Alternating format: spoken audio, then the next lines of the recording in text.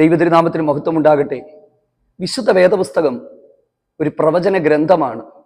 അതായത് ഇപ്പോൾ സംഭവിച്ചുകൊണ്ടിരിക്കുന്നതും ഇനിയും സംഭവിക്കാൻ പോകുന്നതുമായിട്ടുള്ള എല്ലാ കാര്യവും ഈ പുസ്തകത്തിൻ്റെ അകത്ത് എഴുതിയിട്ടുണ്ട്. നമ്മുടെ വാഴ്ത്തപ്പെട്ട കർത്താവായ യേശു ക്രിസ്തു ഒലിവുമല പ്രഭാഷണത്തിനിടയിൽ തൻ്റെ ശിഷ്യന്മാരോട് ഇങ്ങനെ പറഞ്ഞു: ലോകാരംഭം മുതൽ ഇതുവരെ ഉണ്ടായിട്ടില്ലാത്ത ഒരു മഹാകഷ്ടത ഉണ്ടാകും. യുദ്ധങ്ങൾ, ഭൂകമ്പം, മഹാവ്യാധികൾ. പക്ഷെ ഇതൊന്നും അവസാനമല്ല. അപ്പോൾ കർത്താവിൻ്റെ പാത പിൻപറ്റി യാത്ര ചെയ്യുന്ന ഓരോരുത്തരും ഇനി എന്താണ് സംഭവിക്കാൻ പോകുന്നത് എന്നുള്ളതിനെക്കുറിച്ച് ബോധ്യമുള്ളവരായിരിക്കണം. എന്തിനാണ് ഇത്തരത്തിലുള്ള ഒരു പഠനത്തിൻ്റെ, ഈ അന്ത്യകാല സംഭവങ്ങളെക്കുറിച്ചുള്ള പഠനത്തിൻ്റെ ആവശ്യകത എന്താണ്? യേശു തന്നെ പറഞ്ഞ ഒരൊറ്റ വാക്കിൻ്റെ അകത്ത് ഈ കാര്യങ്ങളെല്ലാം ഉണ്ട്. എന്താണെന്നറിയാമോ? മനുഷ്യപുത്രൻ്റെ നാളും മടങ്ങിവരവിൻ്റെ നാളും നാഴികയും അതെ നിങ്ങൾ അറിയാത്തവരാകൊണ്ട് നിങ്ങൾ ഉണർന്നിരിക്കുക എന്നുള്ളതാണ്. അപ്പം ഈ കാര്യങ്ങളെല്ലാം നമ്മൾ പഠിക്കുന്നതിൻ്റെ ഉദ്ദേശമെന്ന് പറയുന്നത്, എന്തായാലും കർത്താവായ യേശു ക്രിസ്തു മടങ്ങി വരും. കാരണം ഇന്ന് ഈ സംഭവിച്ചുകൊണ്ടിരിക്കുന്ന എല്ലാ കാര്യവും നൂറ്റാണ്ടുകൾക്ക് മുമ്പേ കൃത്യമായി വേദപുസ്തകത്തിൻ്റെ അകത്ത് എഴുതിയിട്ടുള്ളതാണ്. നമ്മൾ ഉപയോഗിച്ചുകൊണ്ടിരിക്കുന്ന ആധാർ കാർഡുകൾ, ചിപ്പുകൾ, ഇപ്പോഴത്തെ ആർട്ടിഫിഷ്യൽ ഇൻ്റലിജൻസ്, ഇത്തരത്തിലുള്ള എല്ലാ ടെക്നോളജിയിലെ മുന്നേറ്റങ്ങളും നൂറ്റാണ്ടുകൾക്ക് മുമ്പ് വേദപുസ്തകത്തിൻ്റെ അകത്ത് രേഖപ്പെടുത്തിയിട്ടുണ്ട്. അപ്പോൾ അതിൻ്റെ അവസാനത്തിലേക്ക് ഇതെന്തായിത്തീരുമെന്നുള്ളത് ഓരോ വ്യക്തിയും അറിയേണ്ടതാണ്. മുഖപുര ഒരുപാട് ദീർഘമായിട്ട് ഞാൻ ആക്കുന്നില്ല, കാരണം ചിലരൊക്കെ ഇതിൻ്റെയൊക്കെ ആവശ്യമുണ്ടെന്നൊക്കെ ചിന്തിക്കും. ഇത് ഭയപ്പെടാൻ വേണ്ടിയല്ല, നമ്മൾ ഒന്നുകൂടെ ദൈവസന്നിധിയിൽ ഒരുങ്ങാനും യേശു ക്രിസ്തുവിൻ്റെ മടങ്ങി വരവിങ്കലേക്ക് ഒരു വിശുദ്ധിയോടുകൂടെയുള്ള അവിടുന്ന് പറഞ്ഞിട്ടുള്ള വചനങ്ങളെല്ലാം അനുസരിച്ച് ജീവിക്കുക എന്നുള്ളതാണ്. ഈ ഇന്നത്തെ കാലത്ത് ചിലരോടൊക്കെ നമ്മൾ ദൈവത്തെക്കുറിച്ച് പറയുമ്പോൾ അവർ ചോദിക്കുന്നൊരു ചോദ്യമുണ്ട്: ദൈവമെന്ന് പറയുന്ന ഒരാൾ ഉണ്ടെങ്കിൽ എന്തുകൊണ്ടാണ് ഇത്രയധികം അനീതിയും ആക്രമണങ്ങളും ഒക്കെ വർദ്ധിച്ചു കൊണ്ടിരിക്കുമ്പോൾ മിണ്ടാതെ ഇരിക്കുന്നത്? ആ ചോദ്യത്തിനുള്ള ഉത്തരമാണ് ഇന്നത്തെ ഈ മെസ്സേജിലൂടെ നാം ചിന്തിക്കുവാനായിട്ട് പോകുന്നത്. ദൈവം മിണ്ടാതെ ഇരിക്കുന്നത് ഈ ഒരു കാലഘട്ടം പലരും രക്ഷപ്പെടുവാനും രക്ഷിക്കപ്പെടാനും ദൈവം കാത്തിരിക്കുകയാണ്. പക്ഷെ എന്നും അത് ഉണ്ടാകത്തില്ല. ദൈവം നാം ചവിട്ടി നിൽക്കുന്ന ഈ ഭൂമിയെയും ആകാശത്തെയും ദൈവം ന്യായം വിധിച്ചിരിക്കും. ആ ന്യായവിധിയാണ് വെളിപ്പാട് പുസ്തകത്തിൻ്റെ അകത്ത് രേഖപ്പെടുത്തിയിരിക്കുന്നത്. ആ ന്യായവിധി എന്ന് പറയുന്നത് അനുസരണം കെട്ട ഭക്തിയില്ലാത്ത മനുഷ്യന്റെ മേൽ ദൈവത്തിൻ്റെ ന്യായവിധി ഒന്നൊന്നായി വന്ന് ദൈവം തൻ്റെ നീതി ഇവിടെ പുനഃസ്ഥാപിച്ച്, അല്ലെങ്കിൽ നീതിയോടെ ദൈവം ന്യായം വിധിച്ച് ഇതിനെ ശുദ്ധീകരിച്ച് ദൈവം ആഗ്രഹിക്കുന്നൊരു നിലയിലേക്ക് ദൈവം ഇതിനെ ആക്കി തീർക്കും. കർത്താവ് നിങ്ങളെല്ലാവരെയും സഹായിക്കട്ടെ. ഇന്ന് നമ്മൾ ചിന്തിക്കുവാനായിട്ട് പോകുന്നത് വെളിപ്പാട് പുസ്തകം 6-ാം അധ്യായത്തിൻ്റെ 1 മുതൽ 8 വരെയുള്ള വാക്യങ്ങളാണ്. ഈ വാക്യങ്ങൾക്കകത്ത് ഇനിയും സംഭവിക്കുവാനായിട്ട് പോകുന്ന ചില മഹാദുരന്തങ്ങളെക്കുറിച്ച് രേഖപ്പെടുത്തിയിട്ടുണ്ട്. ഞാൻ പറഞ്ഞു, ഇനിയും സംഭവിക്കാൻ പോകുന്ന മറ്റൊരു അത്ഭുതം എന്ന് പറയുന്നത്, മറ്റൊരു ലോകം കാണാൻ പോകുന്ന ഒരു അത്ഭുതം യേശു ക്രിസ്തുവിന്റെ മടങ്ങിവരവാണ്. കാരണം കർത്താവ് പറഞ്ഞതാണ് ശിഷ്യന്മാരോട്: ഞാൻ നിങ്ങൾക്ക് സ്ഥലമൊരുക്കുവാൻ പോകുന്നു. ഞാൻ പോയി സ്ഥലമൊരുക്കിയാൽ ഞാൻ ഇരിക്കുന്ന ഇടത്ത് അതെ നിങ്ങളെ ഇരുത്തേണ്ടതിന് പിന്നെയും വന്ന് നിങ്ങളെ എൻ്റെ അരികിൽ ചേർത്തുകൊള്ളുമെന്ന് പറഞ്ഞ കർത്താവിൻ്റെ ആ വരവിന് വേണ്ടി പ്രതീക്ഷയോടെ ഇരിക്കുമ്പോൾ തന്നെ നാം ഇത് മനസ്സിലാക്കണം. നമ്മൾ ഇതിനെക്കുറിച്ച് ഗൗരവമായിട്ട് പഠിക്കണം. ഈ യേശു പറഞ്ഞ ഒലിവുമല പ്രഭാഷണങ്ങളിൽ രേഖപ്പെടുത്തിയിരിക്കുന്നത് മത്തായി സുവിശേഷം 24, മർക്കോസിന്റെ സുവിശേഷം 13, ലൂക്കോസ് 21, ഈ ഭാഗങ്ങളിലൊക്കെ യേശു വളരെ സവിസ്തരമായിട്ട് തൻ്റെ ശിഷ്യന്മാരോട് ലോകാവസാനത്തിൻ്റെ അടയാളങ്ങൾ പറഞ്ഞു. അപ്പം അത് കർത്താവ് പറഞ്ഞത് എന്തുകൊണ്ടാണ്? നമ്മളിത് പഠിക്കാനും നമ്മളത് മനസ്സിലാക്കാനുമായിട്ടാണ്. ചിലർക്ക് ഈ ഒരു കാര്യത്തിൽ വലിയ താല്പര്യം ഉണ്ടാകത്തില്ല, പക്ഷെ ഇത് പ്രാധാന്യതയുള്ളതാണ്. അതുകൊണ്ടാണല്ലോ യേശു തന്നെ തൻ്റെ ശിഷ്യന്മാർക്ക് ഇതെല്ലാം പറഞ്ഞു കൊടുത്തത്. അപ്പം നമ്മൾ ഓരോരുത്തരും അത് മനസ്സിലാക്കുക. കാലത്തെ നമ്മൾ വിവേചിക്കണം. ഒരു നല്ല ദൈവപൈതലിന്റെ ഏറ്റവും വലിയ ക്വാളിറ്റി കാലങ്ങളെയും കാലഘട്ടങ്ങളെയും വിവേചിക്കണം, തലമുറയെ വിവേചിക്കണം. നമ്മൾ ഏത് കാലഘട്ടത്തിലാണ് ജീവിക്കുന്നതെന്ന് നന്നായി മനസ്സിലാക്കണം. അത് കർത്താവ് പറഞ്ഞതാണ്. എന്നിട്ട് നമ്മൾ സൂക്ഷിച്ച് ഒഴിഞ്ഞ് ദൈവസന്നിധിയിൽ നാം ഓരോരുത്തരും ഒരുക്കപ്പെടണം. ഇതാണ് ദൈവം നമ്മിൽ നിന്ന് ആഗ്രഹിക്കുന്നത്. ഇന്ന് നമ്മൾ ചിന്തിക്കുവാനായിട്ട് പോകുന്നത് വെളിപ്പാട് പുസ്തകം 6-ാം അധ്യായമാണെന്ന് ഞാൻ പറഞ്ഞിരുന്നല്ലോ. 4-5 അധ്യായങ്ങൾ സ്വർഗീയ സദസ്സാണ്. അവിടെയുള്ള ആരാധനയും അറുക്കപ്പെട്ട കുഞ്ഞാടും എന്നീ കാര്യങ്ങളൊക്കെ ഏറ്റവും ഒടുവിലത്തെ ക്ലാസ്സിൽ നമ്മൾ ചിന്തിച്ചു.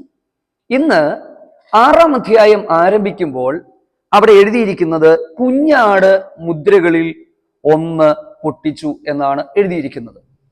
6 മുതൽ 18 വരെയുള്ള അധ്യായങ്ങളിൽ ഈ ഭൂമിയിൽ 7 വർഷം സംഭവിക്കുവാൻ പോകുന്ന മഹോപദ്രവ കാലത്തെ അതിദാരുണമായ ഭീകര ദൃശ്യങ്ങളാണ്.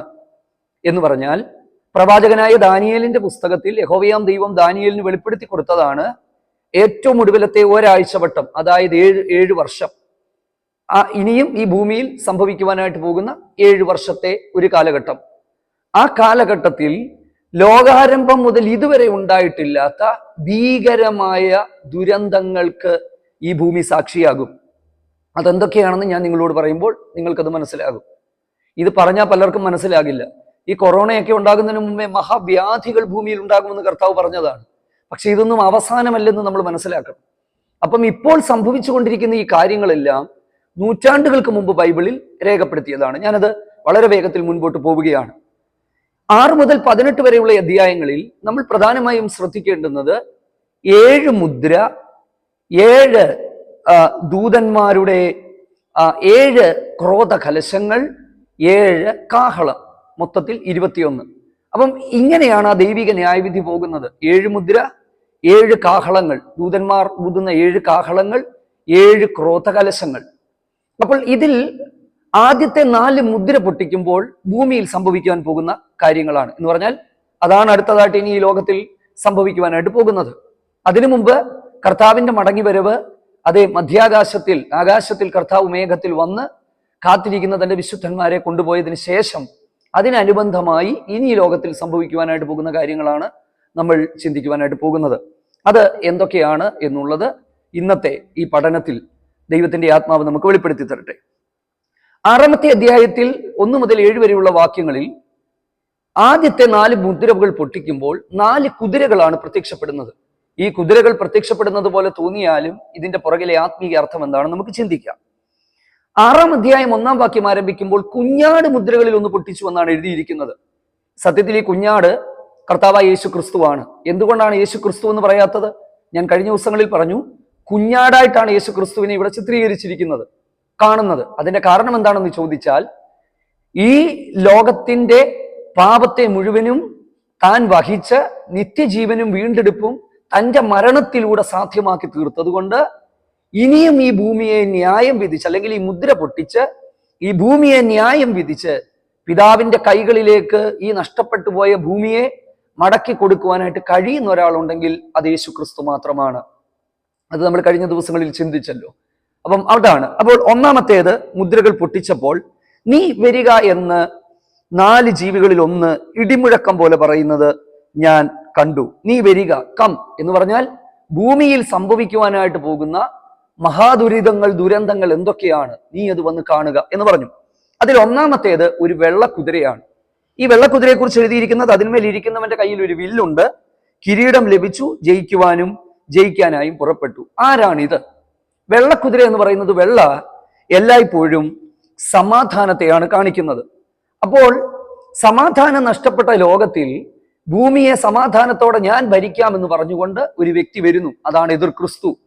നമുക്കറിയാം, ഇന്ന് തീവ്രവാദങ്ങൾ, സാമ്പത്തിക പ്രശ്നങ്ങൾ, അണുവായുധ പ്രശ്നങ്ങൾ, ഇതുകൊണ്ട് ലോകരാജ്യങ്ങളൊക്കെ ചേരി തിരിഞ്ഞു നിൽക്കുമ്പോൾ ഒരു വൺ വേൾഡ് എന്ന് പറയുന്ന, ഒറ്റ ലോകം എന്ന് പറയുന്ന ഒരു ആശയത്തിലേക്ക് ലോകം നീങ്ങിക്കൊണ്ടിരിക്കുമ്പോൾ ഒരു വ്യക്തി, അദ്ദേഹം ഞാൻ സമാധാനം തരാമെന്ന് പറഞ്ഞുകൊണ്ട് അദ്ദേഹം വരുന്നു. എഴുതിയിരിക്കുന്നത് വില്ലുണ്ട്, അമ്പില്ല. അതിന്റെ അർത്ഥം യുദ്ധമല്ല അദ്ദേഹത്തിന്റെ ലക്ഷ്യം. അദ്ദേഹം ഈ ലോകത്തെ ഒന്നിച്ച് ഒറ്റ ഭരണത്തിലേക്ക് കൊണ്ടുവരുവാനായിട്ട് ഒരു വ്യക്തി പ്രവേശനം നടത്തും എന്നുള്ളതാണ് നമുക്ക് ഇതിൻ്റെ അകത്തുനിന്ന് മനസ്സിലാക്കുവാനായിട്ട് കഴിയുന്നത്. ഇദ്ദേഹം വളരെ നയപരമായിട്ടായിരിക്കും കാര്യങ്ങൾ ക്രമീകരിക്കുന്നത്. വെളിപ്പാട് പുസ്തകത്തിൽ അത് രേഖപ്പെടുത്തിയിട്ടുണ്ട്. ദാനിയേൽ പ്രവാചകന്റെ പുസ്തകം 8-ാം അധ്യായത്തിന്റെ 25-ാമത്തെ വാക്യത്തിൽ അത് എഴുതിയിട്ടുണ്ട്. നയപരമായി അദ്ദേഹം വരും, അപ്പം വന്ന് ഈ ഭൂമിയിൽ തന്റെ ഭരണം ആരംഭിക്കും എന്നുള്ളതാണ്. അടുത്തത് രണ്ടാമത്തെ മുദ്രയാണ്. രണ്ടാമത്തെ മുദ്ര പൊട്ടിച്ചപ്പോൾ വരിക എന്ന് ജീവി പറയുമ്പോൾ ഒരു ചുവന്ന കുതിര പ്രത്യക്ഷപ്പെട്ടു. അതിന്റെ പുറത്തിരിക്കുന്നവന് മനുഷ്യൻ അന്യോന്യം കൊല്ലുവാൻ തക്കവണ്ണം ഭൂമിയിൽ നിന്ന് സമാധാനം എടുത്തു കളയേണ്ടതിന് അധികാരം കിട്ടി എന്നുള്ളതാണ്. ഇനി രണ്ടാമത് സംഭവിക്കുവാനായിട്ട് പോകുന്നത് കലാപങ്ങളാണ്. എന്ന് പറഞ്ഞാൽ രാജ്യം രാജ്യത്തോടും ജാതി ജാതിയോടും എതിർക്കുന്ന വലിയ കലാപങ്ങൾ ഉണ്ടാകും. പക്ഷെ യേശു പറഞ്ഞ നിങ്ങൾ യുദ്ധങ്ങളെക്കുറിച്ചും യുദ്ധശ്രുതികളെക്കുറിച്ചും നിങ്ങൾ കേൾക്കുമ്പോൾ നിങ്ങൾ ഭയപ്പെടരുത്, ഇത് അവസാനമല്ല. ഇപ്പോൾ തന്നെ നമ്മൾ കണ്ടിട്ടുണ്ട് ലോകരാജ്യങ്ങൾ തമ്മിൽ ചേരിതിരിഞ്ഞ് അങ്ങോട്ടും ഇങ്ങോട്ടുമുള്ള റഷ്യയും അതുപോലെ യുക്രൈനും തമ്മിൽ, ഇസ്രായേലും പശ്ചിമേഷ്യയിലുള്ള മറ്റ് രാജ്യങ്ങളും അവിടുത്തെ ആ സമാധാന പ്രശ്നങ്ങൾ നമുക്കറിയാവുന്ന കാര്യങ്ങളാണല്ലോ. അപ്പം ഇങ്ങനെ ലോകരാജ്യങ്ങൾ തമ്മിൽ ചേരിതിരിഞ്ഞ് ഒരു വലിയ ആക്രമണത്തിലേക്ക് പോകും. അങ്ങനെ ഒരു വലിയ പ്രതിസന്ധിയിലേക്ക് വരും. സമാധാനം ഭൂമിയിൽ നിന്ന് എടുക്കപ്പെടും. അതാണ്, ഈ ഭൂമിയിൽ നിന്ന് സമാധാനം പോകും എന്ന് പറഞ്ഞാൽ നിസ്സാര കാര്യത്തിന് മനുഷ്യൻ കൊലപാതകം ചെയ്യുവാനായിട്ട് തുടങ്ങുന്ന അങ്ങനെ ഒരു കാലഘട്ടമാണ് രണ്ടാമത്തെ മുദ്ര പൊട്ടിക്കുമ്പോൾ സംഭവിക്കുന്നത്. അടുത്തത് മൂന്നാമത്തെ മുദ്ര പൊട്ടിക്കുമ്പോൾ നമ്മൾ കാണുന്നത് ഒരു കറുത്ത കുതിരയാണ്. ഈ കറുപ്പ് എപ്പോഴും ദുഃഖത്തെയും ക്ഷാമത്തെയുമാണ് കാണിക്കുന്നത്. അവിടെ കയ്യിൽ ഒരു തുലാസ് പിടിച്ചുകൊണ്ടിരിക്കുന്നു. ഒരു പണത്തിന് ഒരിടങ്ങഴി ഗോതമ്പ്, മൂന്നിടങ്ങഴി യവം എന്ന് പറയുമ്പോൾ ഇവിടെ വലിയ രൂക്ഷമായ ഭക്ഷ്യക്ഷാമങ്ങൾ ഉണ്ടാകും. ഈ ഭൂമിയിലെ കലാപത്തിന്റെ അനന്തര ഫലങ്ങളായി വലിയ ഭക്ഷ്യക്ഷാമം ഭൂമിയിൽ ഉണ്ടാകും. എല്ലാവർക്കും റേഷൻ കിട്ടുന്നത് പോലെ ആഹാര വിതരണ മേഖലകളിൽ നിയന്ത്രണങ്ങൾ കൊണ്ടുവന്ന് 666 എന്ന് പറയുന്ന ഒരു മുദ്രയിലേക്ക് ഈ കാര്യങ്ങൾ എത്തിപ്പെടും. എന്ന് പറഞ്ഞാൽ ഇത് ഒരു 50 വർഷം മുമ്പ് ഈ പ്രവചനത്തിന്റെ അർത്ഥം നമുക്കറിയത്തില്ല. പക്ഷെ ഈ പ്രസംഗിക്കുന്ന എനിക്കും പ്രസംഗം കേൾക്കുന്ന നിങ്ങൾക്കുമൊക്കെ ഓരോരുത്തർക്കും അവരുടെ വ്യക്തിപരമായ ID കാർഡുകളുണ്ട്. ആധാർ എന്ന് പറയുന്ന ഒരു കാർഡുണ്ട്. അപ്പോൾ ഈ കാർഡുമായിട്ട് ബന്ധപ്പെട്ട് ID വിവരങ്ങളെല്ലാം കൂടി ചേർത്ത് ഒന്നിച്ച് ഗവൺമെന്റിന്റെ ഒരു പ്രത്യേക സിസ്റ്റത്തിലേക്ക് കൊണ്ടുവരികയും ആ മുദ്ര ഏൽക്കാത്ത ഒരാൾക്ക് പോലും വിൽക്കാനും വാങ്ങാനും കഴിയാത്ത ഒരു പ്രത്യേക സാഹചര്യത്തിലേക്ക് എത്തും എന്നുള്ളത് നമ്മൾ മനസ്സിലാക്കുക. അപ്പം ഇവിടെ ഒരു പണത്തിന് ഒരിടങ്ങഴി ഗോതമ്പ് എന്ന് നമ്മൾ പറയുമ്പോൾ ഒരിടങ്ങഴിയുടെ കണക്കെന്ന് പറയുന്നത് ഒരു വ്യക്തിക്ക് ഒരു ദിവസം ഉപയോഗിക്കാനായിട്ട് പറ്റുന്ന ഒരു ആണ്. കാരണം ഈ മന്ന ഇസ്രായേൽ മക്കൾക്ക് കൊടുത്തപ്പോൾ ഒരു ഇടങ്ങഴി മന്നയാണ് ഇസ്രായേൽ മക്കൾക്ക് നൽകി കൊടുത്തത്, ഒരു ഇടങ്ങഴി മന്ന. അപ്പോൾ അതിന്റെ അർത്ഥം ഇത്രയേ ഉള്ളൂ, ഒരാള് ഒരു ദിവസം മുഴുവനും ജോലി ചെയ്താലും അതിനുള്ള ആഹാരത്തിനുള്ള പൈസയെ കിട്ടത്തുള്ളൂ എന്ന് പറഞ്ഞാൽ ഈ ക്ഷാമം ഭൂമിയിൽ കൊടുമ്പിരി കൊള്ളുന്ന ഒരു ക്ഷാമകാലം. അതാണ് മൂന്നാമത്തെ മുദ്ര. നാലാമത്തെ മുദ്രയിലേക്ക് നമുക്ക് പോകുമ്പോൾ നാലാമത്തെ ജീവി വരുമ്പോൾ മഞ്ഞ നിറമുള്ള ഒരു കുതിരയെ കണ്ടു. എന്റെ പ്രിയപ്പെട്ടവരെ, ഇത് ഈ കഷ്ടതകളുടെ മഹാകഷ്ടതകളുടെ ഒരു ഇൻട്രൊഡക്ടറി പാർട്ടാണ്. അടുത്ത ദിവസങ്ങളിലെ വെളിപ്പാട് പുസ്തകത്തിന്റെ ക്ലാസ്സുകളിൽ ഇതിന്റെ ബാക്കിയെല്ലാം ദൈവത്തിന് സ്തോത്രം ഇതിനകത്തുണ്ടാകും. അപ്പം ഇവിടെ എഴുതിയിരിക്കുന്നത് അതിന് മരണമെന്നു പേർ, പാതാളം പിന്തുടർന്നു, വാളുകൊണ്ടും ക്ഷാമം കൊണ്ടും മഹാവ്യാധി കൊണ്ടും ഭൂമിയിലെ കാട്ടുമൃഗങ്ങളെ കൊന്നുകളയുവാൻ കാലാംശത്തിന് മേൽ അധികാരം കിട്ടി. അപ്പോൾ നാലാമത്തെ മുദ്ര പൊട്ടിക്കുമ്പോൾ സംഭവിക്കുന്നത് മഹാവ്യാധി ഉണ്ടാകും. അല്ലെങ്കിൽ ദൈവത്തിന് സ്തോത്രം എന്താ പറയുന്നത്, രോഗങ്ങളും വ്യാധികളും മരണവും ഈ ലോകത്തിലേക്ക് വരും എന്നുള്ളതാണ്. ഇനി ഒരു കാര്യം കൂടെ പറഞ്ഞിട്ട് ഇന്നത്തെ ക്ലാസ് നിർത്തുകയാണ്. മത്തായി സുവിശേഷം 24-ാം അധ്യായത്തിന്റെ 59-ാമത്തെ വാക്യത്തിൽ യേശു പറഞ്ഞ കാര്യങ്ങൾ ഇങ്ങനെയാണ്: ഞാൻ ക്രിസ്തു എന്ന് പറഞ്ഞ അനേകർ എന്റെ പേരെടുത്തു വരും, പലരെയും തെറ്റിക്കും.